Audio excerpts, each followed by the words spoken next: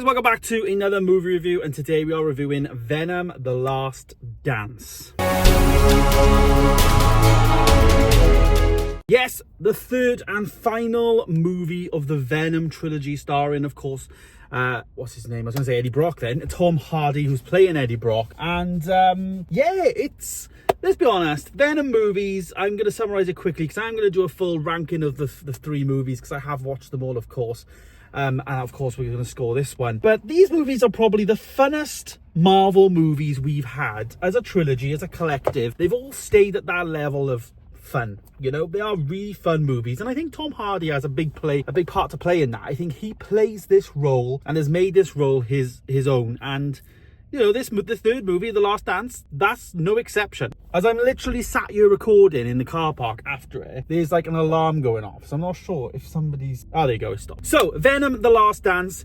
This is a very weird scenario, I thought, because every single actor in this movie is British. Tom Hardy, Steve Graham, Chiwetel Ejiofor, I think that's his name, Juno Temple. They are very much a British cast, and especially Juno Temple. She plays the girl on Ted Lasso, whatever, I can't remember her name was. Very British accent and all that. And they're putting on American accents, and it's like an entire British cast, which is crazy. Oh, Rhys Ifans was the other one, he's Welsh. And yeah, so it's crazy that there's like 4 or 5 big actors in this movie. They're all British, and they're all putting on American accents. Yeah, they didn't decide to cast an American in this film. I think like I said at the beginning, this film does continue on in the third movie of the franchise.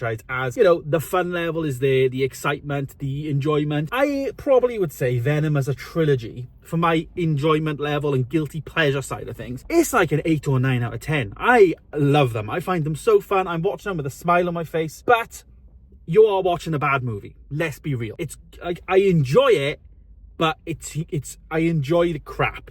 And that's it. It is crap. It is. I rated this movie a 2.5 star on my letterbox because it's the worst one of the three. So spoiler there in terms of my ratings between the trilogy. But yeah, it's the worst one of the three. The movie just ends. That's the biggest thing I wanted to say right from the off. It literally just cuts off at the end. It loses all emotion behind the film. There was no real character dynamic building. All of a sudden, Eddie Brock was like captured. Then it just felt like all of a sudden these things happened, and then bang, bang, bang. There was no time for like Eddie Brock and Tom Hardy to actually like have a scene really with Juno Temple's character, the scientist lady, and Chiwetel Ejiofor.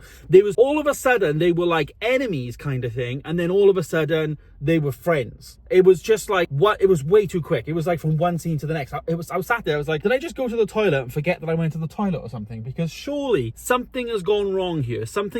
They've maybe forgot to put a scene in or something. Something's happened. And that's how it felt. It literally felt so incomplete. That's bizarre. The reason why I gave it 2.5 stars, though, I think the plot of this film was awful. Like, I give it a 2 out of 10 for the plot. I thought the plot was awful. There was no building of the relationship there at all between characters. But what made the film good in terms of the plot and the 2 out of 10 that I gave it is obviously Eddie and Venom. That continues on, that charm that we love in the first 2 movies. You know, that continues on into the third one, of course.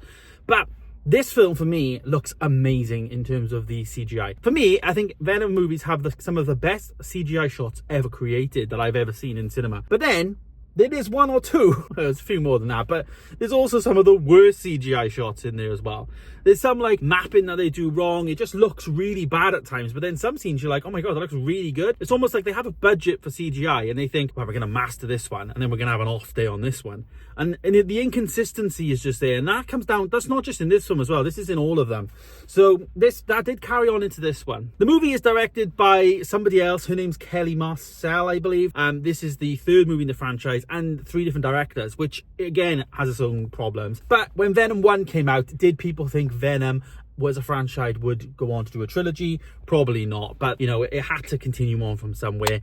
But in this movie there was no mention of the previous film at all. I liked how the film started in terms of the No Way Home post-credit scene where we had, you know, Tom Hardy's character Eddie Brock being put into the MCU.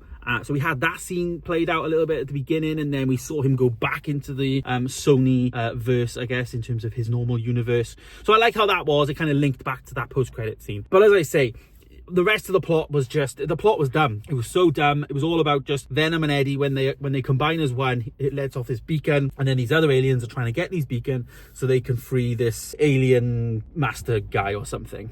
But you know, it continues on. It's the funnest film ever. Like I say, if I gave it a fun score, you know, enjoyment level, 8 out of 10, 9 out of 10, 100% for the whole franchise. For this one, all of the same. That is where these are consistent. But they're so inconsistent with things like CGI, things like the plot, you know, things like, you know, the actors and stuff. Like, there's so many characters that are just new in this film but weren't in the last ones, you know. It's very weird, and especially how these 3 films span basically an entire year. Like, his love relationship from the first film is just not even mentioned in this film. So the journey of like the 3 as a trilogy is difficult to recommend as a trilogy. You know, I think watching these 1, 2, and 3 will be very interesting. And I might do that when the 3rd one comes out now on 4K. But I think it's going to be very, very bad as a trilogy, as a collective. But they are very fun movies and you will have a good time. But there it is, guys. There is my review. As I said earlier, 2.5 star for Venom: The Last Dance. Let me know your thoughts down below. Have you seen it? Are you going to see it? And of course, stay tuned for my ranking video coming soon of all 3 Venom movies. As I say, thanks so much for watching, guys. Stay tuned for more, and I'll see you in the next one. Goodbye.